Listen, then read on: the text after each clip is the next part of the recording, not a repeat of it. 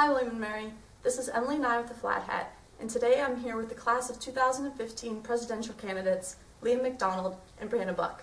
Thank you for being here with us, guys. Thank you.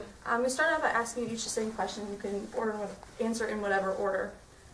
Why are you individually running for this position? Well, for me, giving back to whatever community I've been involved in has always been a big aspect of my life. And since coming to this school, I've involved myself within Greek Life, Project Phoenix, ARC, and I've tried to give back to William and Mary in different ways through Road to Richmond or the other programs I just listed. And I think that a great way for me to continue to give back is branching out through SA and making a difference there. What about you, Brianna? Why are you running? I think I came into school and I was really involved with the SHARP program for community engagement, and kind of just looking at different ways we could serve the community, similar to Liam. But I also realized a lot of my work has been focused outward and not necessarily on the community, and that a lot of the things we can do are very applicable to our class. And so for me, I thought, we're juniors now, we're going to be upperclassmen, and it's time for us to kind of start developing our own leadership abilities within our class, and then, working to give to the classes below us as well. And so part of it is I really feel as if I want to invest time in that next year. Definitely, this time of year we see a lot of different campaigns and campaign promises and different unique aspects that set candidates apart. Both of you could answer, what is something unique about what you could potentially bring if elected? Well, for me, I've always believed that William and Mary, and especially our class, is such a diverse group of people. So for me, one of the bigger things that I'd like to see happen is organizing events to bring our class close together into a tight-knit community, similar to that community that attracted me to William and Mary in the first place. But for me, what I think I have to offer is, while a lot of candidates are brought into office and are then have or form relationships with senior members of the administration, since coming here, I've come to foster relationships with those members of the administration as well. And I think that having those relationships, I can more or less hope that if there's something that I need to get done, I have someone I can talk to in a high place, and there's a better chance of what I want to accomplish getting accomplished. I think for me, I'm really interested in starting a dialogue between not just a specific group of students, and I think a lot of times when you look at classes, they're very divided by activities. So you have Greek life, you have non-Greek life, you have IR kids, you have whatever, kids separate by majors and whatnot. I think for me, what I'm really interested in is getting a lot of that cross-student, and cross-admin student dialogue started. And so part of what I'd like to use is involvement in different activities, involvement in Greek and non-Greek activities, and use that to kind of form a basis for talking about either problems we see within school life, and also the good things that we see in school life, and how to make those stronger while addressing different problems. And I think something I feel really strongly about is that it shouldn't just be the people who have the most connections, have the most resources, making all the decisions for our class, and getting the people involved who might feel marginalized or might feel like what they have to say doesn't make a difference. Now, you both had mentioned communication and getting people involved with the Student Assembly. One of the hot issues that we've seen with regards to the Student Assembly is the lack of transparency. If elected as president of class of 2015, what will you do to help eradicate the transparency issue for your constituents?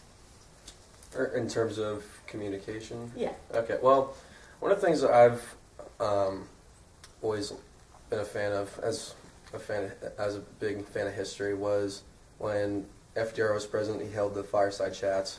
And if elected president, one of the things I would like to do is hold office hours, as you could put it.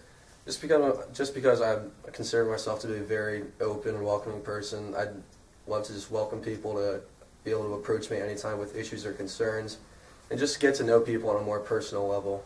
And so that's something that I would welcome if elected. Um, just remind me, the question was, how would you increase transparency? Yes. Is that it? Okay.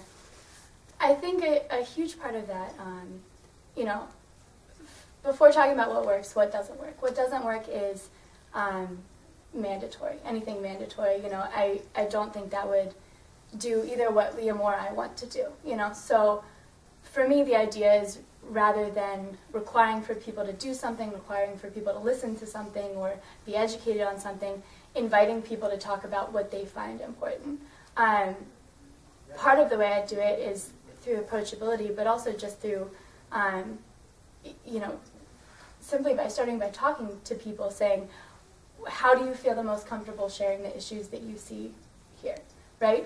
And then taking that and saying, okay, SA, this is what we're hearing from our class, this is what we're hearing from our students, and this is what we need to address. And then figuring out the appropriate forums. I mean, the one that comes to my mind is William & Mary Confessions, but in a way that would help the school community, and in a way that would, you know, increase both honesty, transparency, but also saying, okay, let's take these things that we've identified and then do something about them.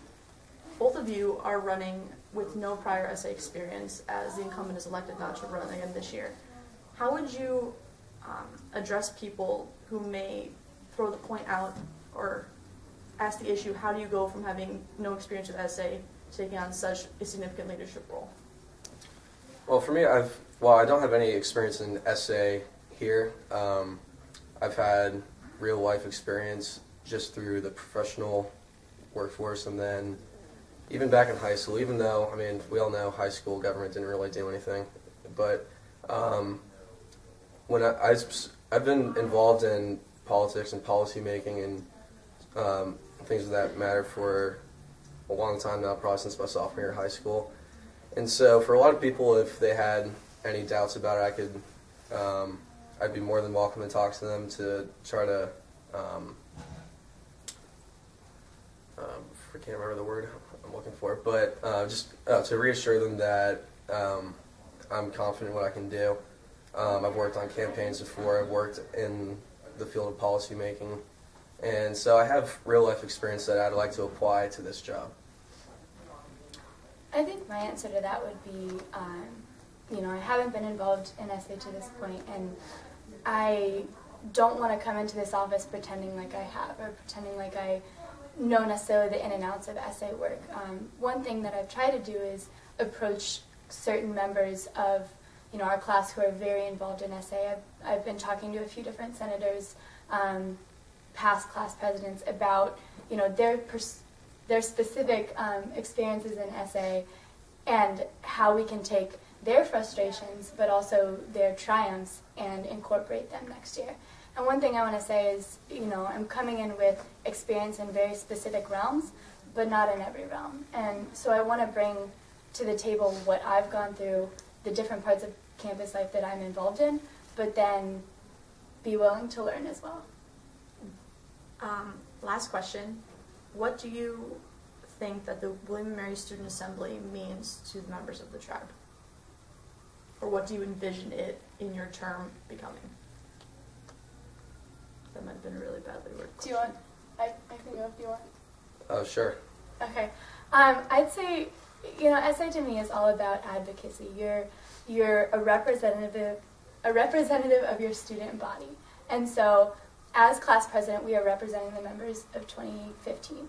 And to me, that implies a great honor, but it's also a great obligation and a great duty, because it says, I will represent your problems with our community, the things that we need to fix, but then also the things that you want more of and the things that you think are fantastic. And to me, SA is a representation of everything else that's going on in the tribe. And that's what it really should be. And that's, you know, when you get back to the question of transparency, that's nothing more than what Liam and I want to do, you know, is be the person who is the face, who is helping the students be connected to the outside, you know, and to the admin. Yeah, absolutely, 100% agree with that. You know, I think, as I stated earlier, one of the things that really attracted me to the school when I was looking at it was how small and tight-knit of a community this school really is, where, you know, I can go to a class and to my professor, I'm a person, not just a number, and I feel like I can foster relationships with just about anyone at this school. And I remember before I was involved in SA, I viewed SA as another group of people I could, get closer with, to feel more tied in with the community. And I think, as you said, the transparency, I think that's just really important, so that the students can feel closer to you and feel just, are they're actually involved in what's going on around campus. And it all together, it'll just make William & Mary a more